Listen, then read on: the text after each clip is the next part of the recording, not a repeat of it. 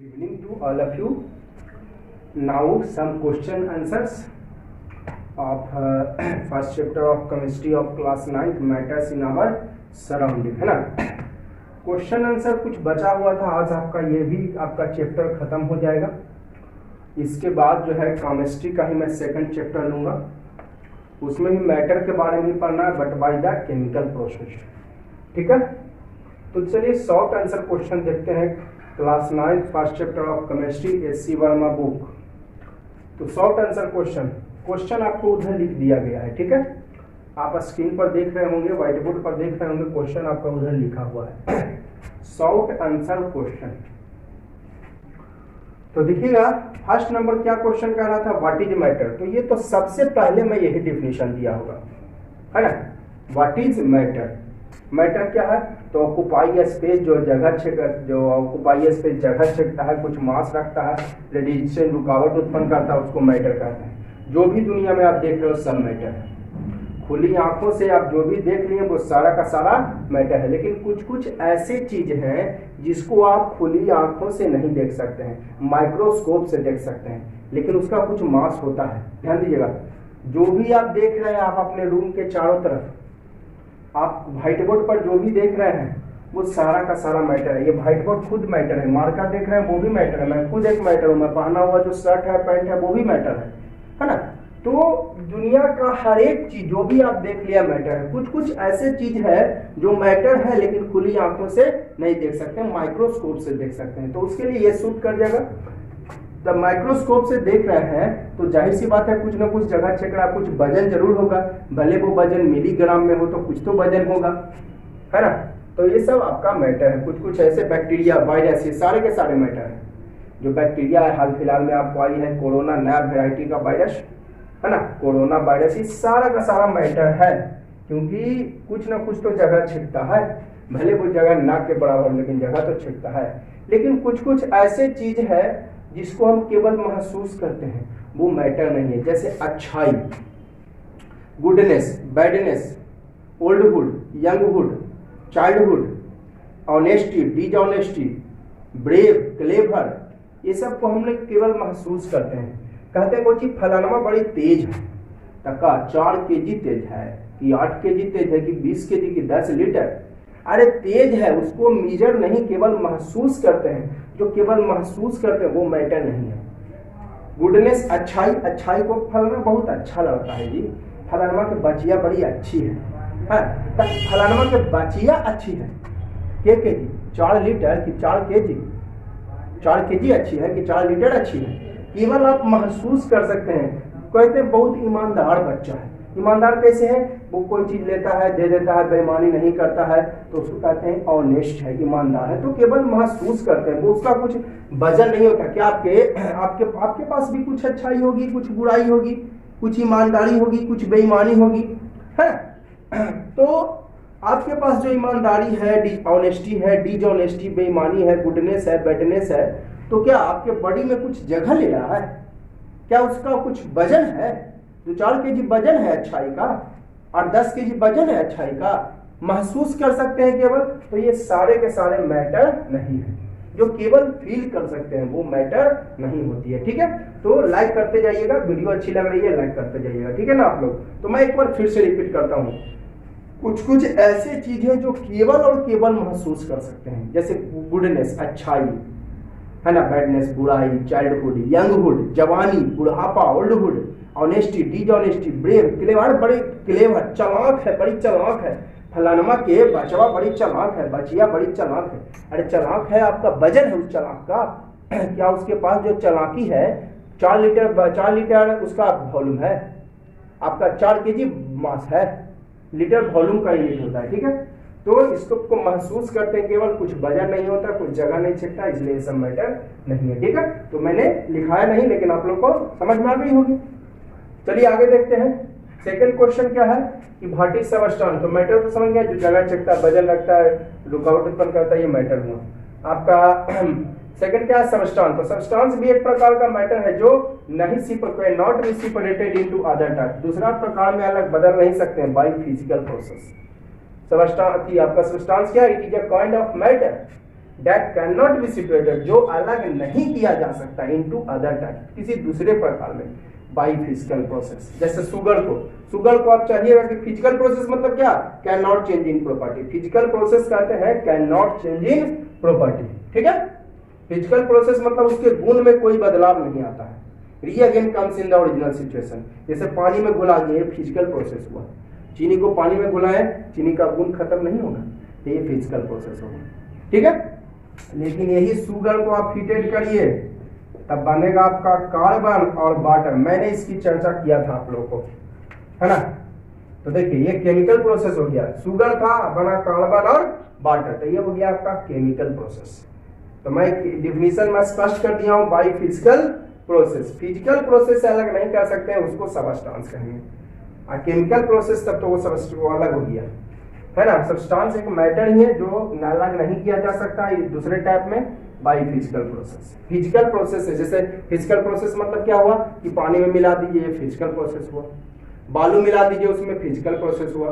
तो उसको अलग नहीं कर सकते हैं। बालू और पानी बालू मिला दीजिए, चीनी मिला दीजिए, आप चाहिएगा तो अलग कर लीजिएगा। पहले आप क्या कीजिए, पानी मिला दीजिए। तब पानी मिलाने से क्या होगा आपको कि सैंड जो है ऊपर रह जाएगा फिल्टर पेपर के, और शुगर और वाटर नीचे चला जाएगा। फिर उसको गर्म कर दीजिए, तब वाटर अलग हो जाएगा, बच जाएगा शुगर। जैसे मिठाई वगैरह में देखे होंगे गर्मी के दिनों में, है ना, चीनी बैठ जाता है, क्या कहते हैं, खाली चीनी है मिठाइया में, अरे पानी उसमें जो मॉइस्चर है वो सूख गया, इसलिए उसमें केवल चीनी बचा, ठीक है। समझ गए बात लोग। तो बालू में चीनी मिला दिए तो ये फिजिकल प्रोसेस हुआ। उसको कैसे अलग करिएगा, तो पानी मिला दीजिए, पानी मिला के उसको छान लीजिए, तब बालू ऊपर रह जाएगा फिल्टर पेपर के, और नीचे चल जाएगा। आप उसको गर्म कर दीजिए, तब पानी अलग, बचेगा चीनी। अब वही काम होता है मिठाई में, तो चीनी अलग हो गया ना आपका, मिठाई में मॉइस्चर सूख जाता है तो बच जाता है, चीनी जम जाता है उसमें, ठीक है। तो ये हो गया केमिकल प्रोसेस, अगर दूसरा चीज बन गया तो फिजिकल प्रोसेस से मैंने बोला ना, सब्सटेंस किसको कहेंगे, जिसको फिजिकल प्रोसेस से अलग नहीं कर सकते दूसरा प्रकार में। तो ये मैंने बताया था। 3 डिफरेंस लिखने का था, सॉलिड, अरे ये क्या है, एक तरफ सॉलिड लिख दीजिए, एक तरफ लिक्विड। सॉलिड में लेंगे definite mass volume and shape, उसमें definite volume but shape not definite. लोटा में डालो लोटा का शेप, गिलास में डालो गिलास का, जैसे पानी है गिलास में डालो तो गिलास का शेप, लोटा में डालो लोटा का शेप, तसली में डालो तसली के, जमीन पर गिरा दो जमीन का शेप, बाल्टी में डालो तो बाल्टी का शेप। तो शेप फिक्स नहीं होता है लिक्विड का, ये फ्लो नहीं होता है और ये फ्लो होता है, ये हार्ड होता है, ये हार्ड नहीं होता। तो ये तो आप लोगों को पहले भी बता दें। क्वेश्चन उधर आपका अगला सवाल है question number 4, what is sublimation. तो सब्लिमेशन मैंने आप लोग को लिखा दिया था, ताकि the process in which solid directly converted into gas without changing into liquid state called sublimation, है ना। अगला क्वेश्चन था 4 नंबर, सब्लिमेशन क्या है। क्वेश्चन आपका उधर लिखा हुआ है, ठीक है। क्वेश्चन आपको साइड राइट साइड आपको लिखा हुआ है। सब्लिमेशन क्या है, तो the process in which solid directly changes into gas without changing in liquid state called sublimation. और क्या कह रहा था, 3 एग्जांपल दीजिए, बीच सबलाइम ऑन हीटिंग। और तो बताया देंगे जी, कैम्फोर कपूर हो गया, नेफ्थालिन बॉल्स हो गया, तो सब्लिमेट सबस्टेंस उसको बोले, उसी को बोले थे सब्लिमेट सबस्टेंस। कैम्फोर का आपका नेफ्थालिन बॉल्स हो गया, अमोनियम क्लोराइड, ड्राई आइस, हाँ ड्राई आइस समझते हैं, जो आप लोग को आग बुझाने में सिलेंडर नहीं देखते हैं, लगभग सारे स्कूल्स में कोचिंग में आपको आज के डेट में लगे होते हैं फायर एक्सटिंग्विशर। ये छोटा सा सिलेंडर में नहीं रहता है, एक छोटा सा गाड़ी वगैरह में भी रहता है, छोटा सा सिलेंडर, रेड टाइप का सिलेंडर रहता है, उसमें ड्राई आइस होता है, यानी कार्बन डाई ऑक्साइड। लिख देता हूं मैं यहाँ पर ड्राई आइस, ड्राई आइस यानी CO2 is a sublimate substance, मतलब डायरेक्ट कन्वर्टेड इनटू गैस। अंदर में होता है सॉलिड, और जैसे इसका सील ओपन कीजिएगा डायरेक्ट वो गैस में बदल जाएगा, ठीक है। तो ड्राई आइस आपने देख लिया, ये is used in extinguishing of fire, in fire extinguisher, आग बुझाने में, ये आग बुझाने वाला है, आग बुझाने में इसका यूज होता है, ठीक है। कैसे का, ड्राई आइस का, यानी कार्बन डाइऑक्साइड। गाड़ी वगैरह में रेड सिलेंडर में होता है। स्कूल कोचिंग आज के डेट में सारे स्कूल कोचिंग में भी होते हैं फायर एक्सटिंग्विशर, मैं भी लगाए हुए हूँ, ठीक है। तो सब्लिमेट सबस्टेंस है, डायरेक्ट कन्वर्टेड इनटू गैस, तो ठीक है। अब अगला देखिए, अगला क्या है, व्हाट इज फ्रीजिंग पॉइंट। तो और ये भी मैंने लिखाया था, फ्रीजिंग पॉइंट आपका क्या लिखाए थे, the lowest temperature at which liquid starts freezing, the lowest temperature at which liquid starts freezing, जिस पर लिक्विड जमना शुरू करता है कॉल्ड फ्रीजिंग पॉइंट, है ना। The lowest temperature at which, the lowest temperature at which liquid starts freezing, liquid जमना शुरू करता है कॉल्ड फ्रीजिंग पॉइंट। जैसे आइस वाटर का फ्रीजिंग पॉइंट होता है 0 डिग्री सेल्सियस। अगला सवाल था लाइटेंट हीट ऑफ फ्यूजन, तो ये तो मैंने लिखा था कि the amount of heat used in conversion from solid to liquid at its melting point. Latent fusion मतलब क्या हुआ, फ्यूजन मतलब होता है मेल्टिंग, फ्यूजन मीन्स मेल्टिंग, यानी सॉलिड टू लिक्विड में बदलेगा। Latent heat of fusion means होता है मेल्टिंग, यानी solid to liquid. The amount of heat used in conversion from solid to liquid at its melting point called क्या, आपका लाइटेंट heat of fusion. ठीक है, अगला है latent heat of vaporisation. The vaporisation है तो गारंटी है कि liquid to gas.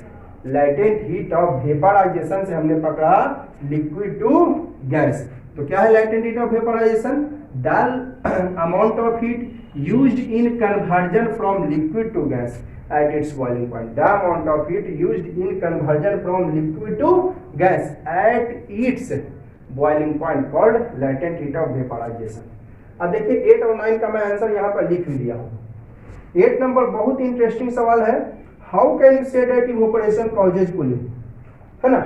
How can you say that evaporation causes cooling, आप कैसे कह सकते हैं कि इवोपरेशन जो है ठंडा का कारण है। How can you say that evaporation causes cooling, आप कैसे कह सकते हैं कि इवोपरेशन ठंडा का कारण है। देखिएगा मैं यहाँ पर लिखा है कि देखिए समझिएगा, बहुत इंटरेस्टिंग पॉइंट है। ड्यूरिंग इवोपरेशन, इवोपरेशन के समय क्या होता है कि जो पार्टिकल्स, लिक्विड का पार्टिकल्स वो एब्जॉर्ब करता है हीट, कहां से, सराउंडिंग से, है ना।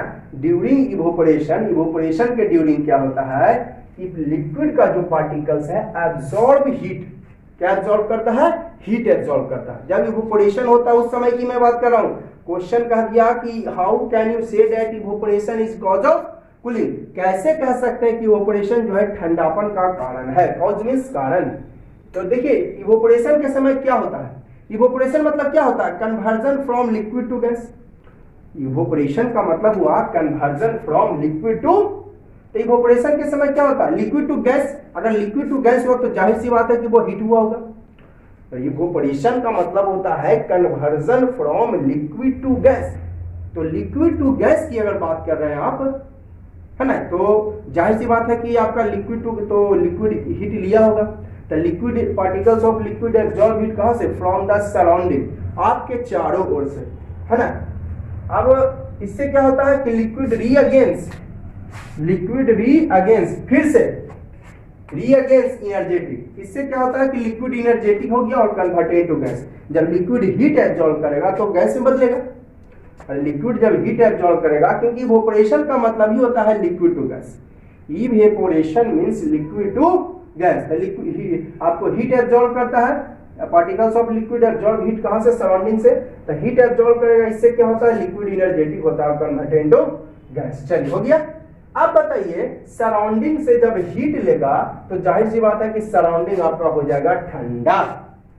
Due to this surrounding becomes to, इस कारण से सराउंडिंग हो जाता है ठंडा, क्योंकि इवेपोरेशन मतलब लिक्विड टू गैस। तो लिक्विड टू गैस के लिए हीट एब चाहिए, तो हीट कहां से लिया, सराउंडिंग से। तो जब सराउंडिंग से हीट लिया तो ये हो गया ठंडा, तो सराउंडिंग बिकम्स कूल, हो गया। तो कह सकते हैं कि evaporation is cause of cooling. यही तो चाहिए हमको, यही तो पूछ रहा था कि इवेपोरेशन ठंडापन का कारण है। तो देखिए ना चारों ओर ठंडा हो गया, तो कह सकते हैं evaporation cause of cooling. Evaporation ठंडापन का कारण है तो ठंडा हो गया ना जी, तो इवेपोरेशन कह सकते हैं कॉज ऑफ कूलिंग। एग्जांपल दे दिए, हम लोग पानी छिड़कते हैं, स्प्रिंकल मींस छिड़कना। हम लोग पानी छिड़कते हैं ऑन द रूफ, छत पर, समर सीजन में ड्यूरिंग इवनिंग, है ना, छिड़कते होंगे आप लोग भी सोने के लिए। तो क्या देखते हैं कि ड्यूरिंग इवनिंग टाइम तो particles of liquid absorb heat from the roof. तो लिक्विड जो है, वाटर जो है ना, पार्टिकल्स ऑफ वाटर यहाँ पर लिख देता हूँ, पानी छिड़कने की बात आ गई तो लिक्विड के जगह यहाँ पर क्या होगा, वाटर। तो वाटर जो है, वाटर का पार्टिकल्स हीट लेता है छत से, और छत जब हीट से छत लेगा तो जाहिर सी बात है कि इससे हीट लेगा तो ये ठंडा हो जाएगा। तो कह सकते हैं evaporation cause of cooling. Clear हो गया। इवोपरेशन बहुत अच्छा इंटरेस्टिंग पॉइंट था। Evaporation is cause of cooling, कैसे कह सकते हैं, क्योंकि इवोपरेशन के समय क्या होता है, लिक्विड हीट एब्जॉर्ब करता है सराउंडिंग से, जिसके कारण सराउंडिंग ठंडा हो गया। तो कह सकते हैं इवोपरेशन कॉज ऑफ कूलिंग। जैसे छत पर पानी छिड़कते हैं तो छत ठंडा हो गया। अगला सवाल था कि व्हाट इज कंडेंसेशन, है ना। अगला सवाल था आपका व्हाट इज कंडेंसेशन। कंडेंसेशन क्या है, तो ये तो पहले ही बताया था, condensation the process in which gas converted into liquid bye cooling called condensation. वह प्रोसेस जिसमें गैस कन्वर्टेड होता है लिक्विड में, है ना, बाय कूलिंग करके, इसको ही कंडेंसेशन कहते हैं। ये तो पहले भी पढ़े आप लोग। आप कहता है कंडेंस हाउ का, अगला है इसी में how is condensation of gas carried out. तो condensation of gas is carried out by cooling. Gas का कंडेंसेशन कैसे होता है, तो बाई कूलिंग होता है। गैस का कंडेंसेशन बाई कूलिंग है। ये तो अभी बताया आपको, ड्राई या सब्लिमेट सब्सटेंस है, डायरेक्ट सॉलिड से गैस में कन्वर्ट होता है without changing in liquid state. जो हमारे स्कूल्स कोचिंग में आजकल लगे होते हैं, गाड़ी वगैरह में भी होते हैं। नंबर 10 है, कहता है गिव रीजन, है ना, गिव रीजन्स, आपको कारण देना है ना, give reasons each of the following, नीचे दिए गए प्रत्येक का रीजन दीजिए, है ना, गिव रीजन्स, है ना, give reasons for each of the following, नीचे दिए गए प्रत्येक का रीजन दीजिए। पहला सवाल है the smell of hot sizzling food, मतलब गर्म खाना का smell reaches you at a distance, मतलब दूर दूर तक फैलता है। क्वेश्चन आपका लिखा है उधर, गर्म खाना का स्मेल दूर दूर तक फैलता है, जबकि but to get a smell of cold food you have to go near it, लेकिन ठंडा खाना का स्मेल नजदीक में ही रह जाता है, आपके नजदीक रह जाता है। क्यों, रीजन देना आपको। तो सिंपली बात है, डिफ्यूजन फास्ट होता है हॉट में, ठीक है। आप पढ़ेंगे गैस का डिफ्यूजन फास्ट होता है। डिफ्यूजन मतलब इंटरमिक्सिंग ऑफ टू और मोर सब्सटेंस स्पॉन्टेनियसली, दो या दो से अधिक सब्सटेंस अचानक एक दूसरे में मिल जाते हैं। जैसे आप देखे होंगे, अगरबत्ती आप जलाइए, अगरबत्ती जलाइए, दूर दूर तक इसका स्मेल जाता है। अगर अगरबत्ती जलाए हुए हैं तो दूर दूर तक इसका स्मेल जाता है, क्योंकि जब अगरबत्ती जलाते हैं तो कन्वर्टेड इनटू गैस, तो गैस का डिफ्यूजन ज्यादा होता है, ठीक है। गैस चूंकि आसानी से हवा में मिल गए तो इसका आपको डिफ्यूजन फास्ट होता है, ठीक है। एक बार फिर से अगरबत्ती जलाते हैं तो गैस में बदल गया, और गैस जो है उसका स्मेल जो है, परफ्यूम जो है, वो हवा में बहुत तेजी में मिलते हैं, क्योंकि वो गैस होता है। गैस का डिफ्यूजन बहुत फास्ट होता है। डिफ्यूजन का मतलब ही होता है मिक्सिंग ऑफ टू और मोर सब्सटेंस स्पॉन्टेनियसली, अचानक मिल जाते हैं एक दूसरे में, ठीक है। तो smell of hot sizzling food reaches you at a distance, गर्म खाना का स्मेल आप पर आपके दूर दूर तक पहुंचता है, because diffusion of hot sizzling food fast. गर्म खाना, चूंकि गर्म खाना में गैस की मात्रा ज्यादा होती है ना, गैस की मात्रा थोड़ी ज्यादा होती है, तो डिफ्यूजन फास्ट होता है। लेकिन स्मेल ऑफ कोल्ड फूड, ठंडा खाना का smell, you have to go near it, आपके नजदीक ही रह जाता है। You have to go near it मतलब आपके नजदीक ही रह जाता है, because diffusion of cold food is very slow, ठीक है, क्योंकि इसमें गैस की मात्रा कम होती है। ये लिखा नहीं है कि गैस की मात्रा ज्यादा कम, मैंने बोल दिया। हर चीज लिखाना पॉसिबल नहीं है, कितना लिखाते हैं, बहुत चीज बोलते हैं, क्या उतना लिखा पाना पॉसिबल है? तो कुछ कुछ दिमाग आप लोग दिमाग में रखिए। तो गर्म खाना का स्मेल दूर दूर तक फैलता है, क्योंकि डिफ्यूजन फास्ट होता है। ठंडा खाना का, और क्योंकि गर्म खाना में गैस की मात्रा ज्यादा होती है, और ठंडा खाना का स्मेल दूर तक नहीं पहुंचता, क्योंकि डिफ्यूजन स्लो होता है, क्योंकि इसमें गैस की मात्रा कम होती है। अगला सवाल है आपको, camphor disappears without leaving any residue. Camphor गायब हो जाता है बिना कुछ छोड़े हुए, कुछ बचे हुए। क्यों? क्योंकि ये सब्लिमेट सब्सटेंस है। Directly convert from solid to gas, directly convert from sublimate मतलब directly convert from solid to gas without changing in liquid, है ना।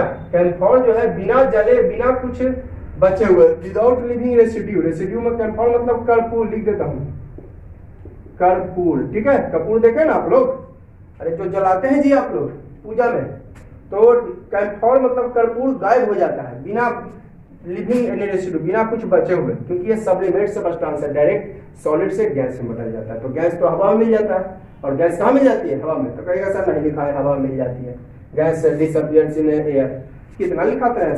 लिखा दिया ना, क्योंकि सब्लिमेट सब्सटेंस। अगला सवाल है, gas exerts pressure on the walls of containing vessels. Gas जो है कंटेनिंग, क्वेश्चन लिखा हुआ है उधर, कंटेनिंग वेसल्स के वॉल्स पर, है ना। Gas exerts pressure, gas pressure लगाता है on the walls of containing vessel, है ना। वेसल्स के वॉल्स पर आपका गैस जो है प्रेशर लगाता है, gas exerts pressure, gas pressure लगाता है वेसल्स के वॉल्स पर, दीवार पर। अरे बड़ी सिंपल है यार, पार्टिकल्स इसका फ्री होता है, गैस आप लोग जानते हो सबसे फ्री पार्टिकल्स है गैस का, गैस का particles of gas are free, then this spread in the surrounding of vessel. तो यह फ्री होता है तो आसानी से वेसल मींस बर्तन के चारों ओर आसानी से फैल जाता है, इसलिए चारों तरफ प्रेशर लगाता है, चाहे बॉल्स हो या फिर आपका बॉटम हो, बॉटम पे भी लगाता है, लेकिन यहाँ पर चर्चा केवल किया है आपका बॉल्स का, केवल चर्चा किसका किया है, बॉल्स का। ठीक है, तो समझ गए आप लोग कि आपका gas exert pressure on the balls of containing vessel, gas जो है आपको कंटेनिंग वेसल्स के बॉल्स पर प्रेशर लगाता है, क्यों? क्योंकि ये फ्री होता है गैस का पार्टिकल्स, तो ये चारों तरफ आसानी से फैल जाता है, तो फैल जाएगा तो चारों तरफ प्रेशर लगाएगा, चाहे बॉल्स हो या बॉटम हो। अगला सवाल है स्पॉन्ज, स्पॉन्ज, स्पॉन्ज मैंने स्पंज जो आप लोग खाते हैं ना, उजला वाला मीठा, बहुत चाप चाप के खाते हैं ना, देहात में कहावत कहते चापने रे, देहात वाले लोग कहा करते हैं चप चप चापने रे, कस के चाप, तो वही स्पंज हुआ, चूंकि स्पंज चपाता है। कहने का मतलब मेरा है बउआ कि स्पंज मतलब गद्देदार होता है, स्पंज जो उजला मीठा होता है गुदगुद होता है ना, तो स्पंज वही हुआ, स्पंज मैंने गद्देदार पदार्थ, जैसे सोफा, सोफा भी स्पंज में आ जाता है, सोफा गद्देदार होता है। तो स्पंज जो है आपका क्या कहता है कि कंप्रेसिबल होता है, धाउ इट इज सॉलिड, जबकि यह सॉलिड है। स्पंज जो है कंप्रेसिबल होता है, जबकि आप सॉलिड में पढ़े कि नॉट कंप्रेसिबल, सॉलिड में कंप्रेसिबल नहीं होता है, तो स्पंज आपका सॉलिड है जबकि यह कंप्रेसिबल है ना। स्पंज जो है कंप्रेसिबल होता है जबकि यह क्या होता है, सॉलिड होता है, क्योंकि स्पंज जो है सॉफ्ट होता है, इसका गैपिंग जो पार्टिकल्स का होता है थोड़ा ज्यादा होता है अदर सॉलिड के कंपेयर में। दिखा दिया, gapping between the particles of a sponge, the particles of a sponge is more compared to other solid, इसका गैपिंग जो पार्टिकल्स का होता है वो ज्यादा होता है थोड़ा अदर सॉलिड के कंपेयर में, इसलिए ये कंप्रेसिबल होता है ना। सॉफ्ट होता है थोड़ा, क्योंकि गैपिंग जो होता है ना इसका पार्टिकल्स का और सभी सॉलिड के कंपेयर में थोड़ा ज्यादा होता है, इसलिए कंप्रेसिबल होता है जबकि यह सॉलिड है। ठीक है, अगला सवाल है, समझिए ना लोग, सॉफ्ट होता है ये क्या होता है, सॉफ्ट होता है, क्योंकि इसमें गैपिंग थोड़ा ज्यादा होता है और सभी सॉलिड के कंपेयर में, इसलिए कंप्रेसिबल है। अगला सवाल है, temperature of substance does not change at its melting point और बॉइलिंग पॉइंट, सबस्टेंस का टेम्परेचर बॉइलिंग पॉइंट और मेल्टिंग पॉइंट पे चेंज नहीं होता, क्यों? क्योंकि इस टेम्परेचर का यूज होता है conversion of states of matter, matter के कन्वर्जन में, है ना, यानी solid to liquid, liquid to gas में ये स्टेट चेंज हो जाता है, ये टेम्परेचर चेंज यूज कर लेता है। ठीक है, काला सवाल की temperature of substance does not change at its melting point और बॉइलिंग पॉइंट, भाई बिकॉज रीजन देना आपको, बिकॉज दिस टेम्परेचर, यह जो टेम्परेचर है यूज्ड होता है in conversion of states of matter, तो सॉलिड से लिक्विड में या लिक्विड से गैस में बदलने में यह टेम्परेचर यूज हो जाता है। ठीक है, इसलिए मेल्टिंग पॉइंट और बॉइलिंग पॉइंट पर आपका स्टेट में कोई चेंजिंग नहीं होता है, मेल्टिंग और बॉइलिंग पॉइंट पर टेम्परेचर टेम्परेचर में चेंजिंग नहीं होता है, स्टेट तो चेंज होता ही है, मेल्टिंग और बॉइलिंग पॉइंट पर टेम्परेचर में कोई बदलाव नहीं होता है, क्योंकि ये इस टेम्परेचर का यूज कर लेता है conversion of states of matter में, सॉलिड से लिक्विड में या लिक्विड से गैस में। ठीक है, एक क्वेश्चन इसमें और है 6 नंबर,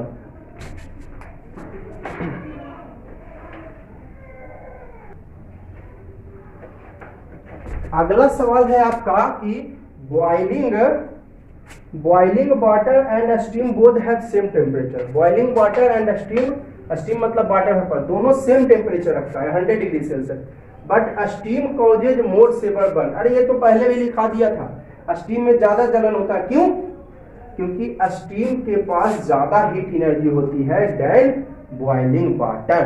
ठीक है, स्टीम के पास हीट एनर्जी ज्यादा, ये मैंने आंसर लिखाया था भाई, एक बार प्रश्न फिर से देखिए, बॉइलिंग वाटर और स्टीम, बॉइलिंग वाटर स्टीम मतलब वाटर वेपर है, both have same temperature 100 degree Celsius, but steam causes more severe, ज्यादा जलन होता है स्टीम में than boiling water, because steam has more heat energy, steam के पास हीट एनर्जी ज्यादा होता है, किसकी तुलना में? बॉइलिंग वाटर में, स्टीम के पास ज्यादा हीट एनर्जी होता है इसलिए ज्यादा जलन है। आंसर क्वेश्चन है, ठीक है, फर्स्ट नंबर कह रहा था, क्वेश्चन आपका उधर लिख दिया गया है, mention some points of differences between solid liquid. तो देखिए आप लोग खुद से लिख लीजिएगा, सॉलिड और लिक्विड में डिफरेंस लिखना है।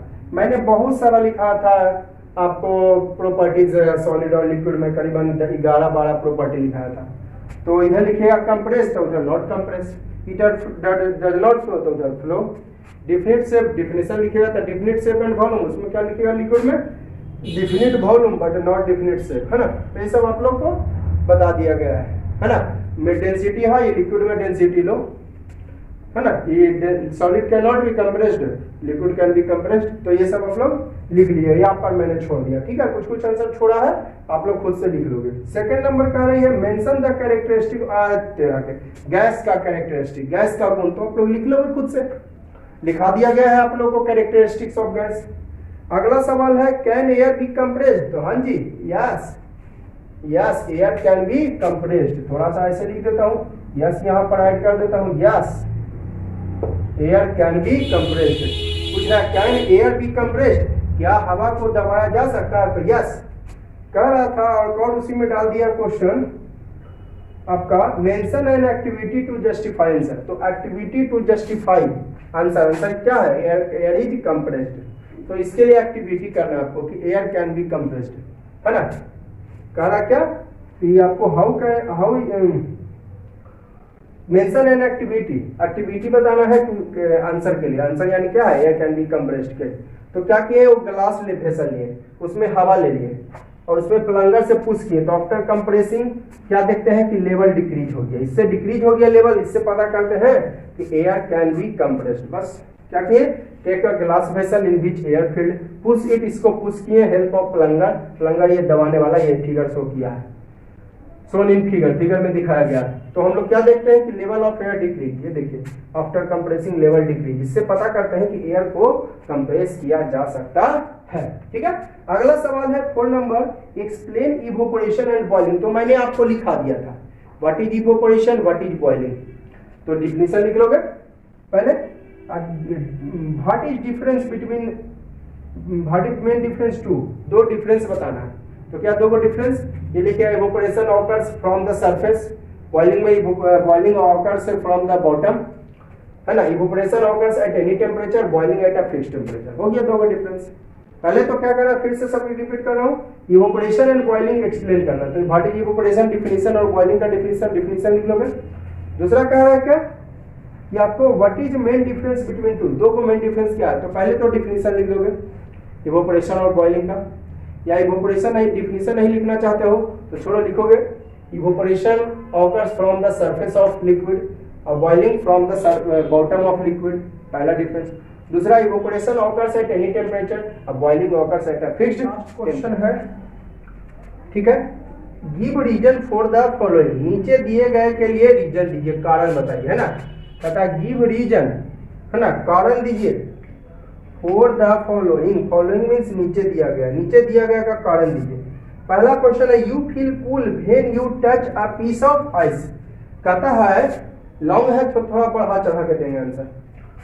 आप ठंडा महसूस करते हैं जब आप आइस को छूते हैं, कह रहा है इफ यू फील कूल, आप ठंडा महसूस करते हैं when you touch a piece of ice, जब आप बर्फ को छूते हैं। क्वेश्चन आपका उधर लिखा हुआ है जब बर्फ को छूते हैं तो आप ठंडा महसूस करते हैं, क्यों। तो देखिए आप लोग सब लोग जानते होंगे कि human body temperature 37 degree Celsius होता है। इसी चैप्टर में मैंने आप लोगों को बताया था ह्यूमन बॉडी का टेम्परेचर आपका 37 डिग्री सेल्सियस होता है और आइस ठंडा होता है। तो देखिए आइस मैंने लिखा I feel cool when I touch a piece of ice, हम लोग ठंडा महसूस करते हैं जब बर्फ को टच करते हैं, बिकॉज आइस का temperature less than that of human body. Human body आई, अरे हम टच कर रहे हैं तो हम ही ना हुए जी, तो हम एक ह्यूमन बॉडी है, अरे ह्यूमन बॉडी के ब्रैकेट में आई लिख दिया, यानी हम टच कर रहे हैं। तो आइस का टेम्परेचर कम होता है ह्यूमन बॉडी से। आप बताइए, आप पढ़े हैं transfer of heat is from hot body to cold body, heat का ट्रांसफर हमेशा हॉट बॉडी से कोल्ड बॉडी होता है। तो बताइए आपका किसका टेम्परेचर ज्यादा है, ये आइस का कम है और ह्यूमन बॉडी का ज्यादा है, तो ह्यूमन बॉडी से टेम्परेचर निकलेगा और जाएगा आइस में, यानी heat transfer of heat is from human body यानी hot body to ice cold body. तो ह्यूमन बॉडी से टेम्परेचर निकलेगा तो टेम्परेचर इसका कम जाएगा बॉडी का, तो हमें ठंडा महसूस होगा, सिंपली। फिर से एक बार रिपीट करता हूं मैं, आप बर्फ को छूते हैं ठंडा क्यों लगता है? देखिए बर्फ का टेम्परेचर हमारे बॉडी से कम होता है, हमारा ह्यूमन बॉडी का टेम्परेचर जो होता है वो 37, आई हम क्या है, ह्यूमन बॉडी है, तो आइस का टेम्परेचर कम होता है ह्यूमन बॉडी से, तो आइस का कम और ह्यूमन बॉडी का ज्यादा, तो transfer of heat always from hot body to cold body. Hot body यहाँ पर हम है, तो हमसे हीट निकलकर आइस में जाएगा, हमसे हीट निकलकर transfer of heat from hot body हमसे निकलेगा और आइस में जाएगा, तो हमारा टेम्परेचर कम जाएगा, तो टेम्परेचर ऑफ बॉडी डिक्रीज कम जाता है तो हमें ठंडा महसूस होगा। जब टेम्परेचर कमेगा तो ठंडा महसूस होगा और बढ़ेगा तो गर्म महसूस होगा। जैसे कि हम बॉइल वाटर को टच करते हैं तो हमें गर्म महसूस होगा, अगर हम बॉइल वाटर को टच करेंगे तो हमें गर्म महसूस होगा। क्यों? क्योंकि बॉइल वाटर का टेम्परेचर ज्यादा है, तो बॉइल वाटर से हमारे बॉडी में आएगा तो हमारा टेम्परेचर बढ़ेगा तो गर्मी लगेगी। बॉइल वाटर को टच करेंगे तो टेम्परेचर हमको गर्मी लगेगी, क्योंकि बॉइल वाटर से टेम्परेचर हमें आएगा, क्योंकि वो गर्म है ज्यादा, तो हमें टेम्परेचर आएगा तो हमारा टेम्परेचर बढ़ जाएगा तो हमें गर्मी लगेगी। अगला सवाल है कि आपका you prefer to bear cotton clothes during summer. Summer season में आप कॉटन क्लॉथेज पहनना पसंद करते हैं, प्रीफर मीन्स पसंद करना।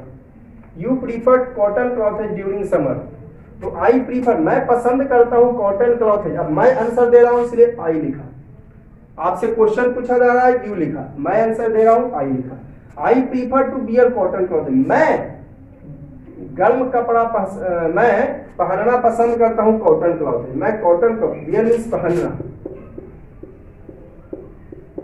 है ना, वो BEAR बियर मैंने भालू होता है, तो हम कॉटन कपड़ा पहनना पसंद करते हैं during summer, because cotton clothes absorb sweat. Cotton clothes sweat पसीना को सोख लेता है from the body. Cotton clothes body से जो पसीना निकलते कि हमको ही पसीना निकल रहा है, तो कॉटन क्लॉथेज जो है वो पसीना को सोख लेता है तो हमें ठंडापन का एहसास होता है। क्लियर है ना? हम लोग कॉटन क्लॉथेज क्यों पहनते हैं समर सीजन में? क्योंकि कॉटन क्लॉथेज स्वेट पसीना को सोख लेता है फ्रॉम द बॉडी, इसलिए हमें ठंडा महसूस होता है, तो गर्मी में ठंडापन ही ना चाहिए। अगला सवाल देखिए, water storeyed in earthen vessel becomes cool. Water storeyed in an earthen vessel becomes cool, है ना? मिट्टी के बर्तन में रखा हुआ पानी ठंडा हो जाता है, क्यों? यही रीजन देना आपको, रीजन भाई वगैरह नहीं लिखा क्यों, ये आपको शुरू में कह दिया, गिव रीजन, क्वेश्चन लिखा हुआ है, आपको रीजन देना है। वाटर स्टोरेड, मिट्टी के बर्तन में रखा हुआ पानी ठंडा हो जाता है, क्यों? ये तो पहले भी मैंने आंसर बताया था, क्योंकि देखिए हम अर्थन वेसल में छोटे छोटे होल्स होते हैं, fine pores, pores means holes, छिद्र, छोटे छोटे छिद्र होते हैं जो अलाउ मतलब परमिशन देता है water particles to come on the outer surface of vessel, जो वाटर को बाहर आने का, आउटर सरफेस पर आने का अलाउ देता है। ठीक है, छोटे छोटे छिद्र होते हैं जिसके कारण अंदर से जो पानी रिस कर बाहर आ जा सकते हैं। इससे फ्रॉम वेयर हीट रिलीजेज, जहां से हीट रिलीजेज होता है फ्रॉम द वेसल, वेसल से हीट रिलीजेज होता है, मतलब जो गर्म है उसमें, जो उसमें गर्मी है वो छिद्र के थ्रू बाहर आ जाता है और हवा में मिल जाता है। देखिए यहाँ पर फिगर दिखाया है, ये क्या बताया है, ये देखिए ये डायरेक्शन बता रहा है कि बाहर जा रहा है, डायरेक्शन बता रहा है कि बाहर जा रहा है, ये डायरेक्शन बता रहा है कि बाहर जा रहा है, ये देखिए बाहर निकल गया, ये बता रहा है बाहर निकल गया, बाहर निकल गया, बाहर निकल गया, बाहर निकल गया, ये बाहर निकल गया, ये बता रहा है कि बाहर जा रहा है, ये बता रहा है बाहर जा रहा है। ठीक है, तो क्या होता है अंदर से जो ये इसमें छोटे छोटे होल्स है, ये आपको जो आपका घड़ा है, फीचर है, अर्थन वेसल है, यहाँ पर फीचर है घड़ा, इसमें छोटे छोटे होल्स हैं जिसके कारण जो गर्म हवा इसमें है जो कि छोटे छोटे होल से बाहर निकल जाते हैं, ये बता रहा है हीट रिलीजेज, तो ये रखा हुआ पानी ठंडा हो जाता है। ठीक है, एक ध्यान से एक बार फिर से देखिए, मिट्टी के बर्तन में रखा हुआ पानी ठंडा होता है क्योंकि फाइन पोर्स यानी होल, छोटे छोटे छिद्र इन अर्थन वेसल, मिट्टी के बर्तन में छोटे छोटे छिद्र होते हैं जो अलाउ करता है वाटर। अब छिद्र है तो पानी जरूर है कि बाहर निकल जाएगा, अब छोटा छोटा छिद्र है तो उससे पानी निकलेगा ना बाहर, छोटे छोटे होल्स होते हैं जो अलाउ करता है particles come on that outer surface of vessel, जो पार्टिकल्स को, वाटर पार्टिकल्स को, पानी के पार्टिकल्स को बाहर फेंक देता है आउटर सरफेस ऑफ वॉल्स पर, है ना। टू कम लिख देता हूं यहाँ पर, to come out, come out on the outer surface of water, है ना। छोटे छोटे होल्स होते हैं मिट्टी के बर्तन में, छोटे छोटे होल्स होते हैं मिट्टी के बर्तन में, जो अलाउ करता है वाटर पार्टिकल्स को कम आउट, पानी के पार्टिकल्स को बाहर फेंक देता है, पानी के पार्टिकल्स को बाहर फेंक देता है outer surface of vessel, vessel के आउटर सरफेस पर, है ना। जहां से हीट रिलीज होता है फ्रॉम द वेसल, जहां बर्तन से हीट रिलीज होता है, मैंने गर्म हवा इससे बाहर निकल, देखिए डायरेक्शन बता रहा है कि ये जो गर्म हवा बाहर निकल रहा है, डायरेक्शन बता रहा है कि गर्म हवा बाहर निकल रहा है, और ये क्या बता रहा है, निकल गया, बाहर निकल गया, बाहर निकल गया, ये बता रहा है बाहर निकल गया, ठीक है। तो इस तरह से गर्म हवा बाहर निकल जाता है तो रखा हुआ पानी ठंडा हो जाता है, ठीक है। तो वीडियो आप लोग लाइक करते जाइएगा, जितना भी हमारा वीडियो देख रहे हैं सब लाइक करते जाइएगा, ठीक है। तो ये था आपका last class of matters in our surrounding. अगले वीडियो में हम लोग केमिस्ट्री का ही दूसरा चैप्टर लेंगे, क्योंकि फिजिक्स में बहुत बड़ा चैप्टर पढ़ चुके हैं मोशन, तो केमिस्ट्री में एक और चैप्टर लेंगे। इसके बाद मैटर ही है लेकिन on the basis of chemical combination, ये आपने फिजिकल बेसिस पे पढ़ा मैटर का क्लासिफिकेशन, अगले चैप्टर्स में पढ़िएगा on the basis of chemical constitution, मतलब केमिकल प्रॉपर्टीज के आधार पर आप पढ़िएगा, ठीक है। तो इस वीडियो के लिए इतना ही, और वीडियो लाइक कर दीजिएगा, और साथ में जितना अगर आपके चैनल पे नए हैं तो जरूर सब्सक्राइब कीजिएगा, और दोस्तों को ज़्यादा से ज़्यादा शेयर कीजिए। Now that's all for today.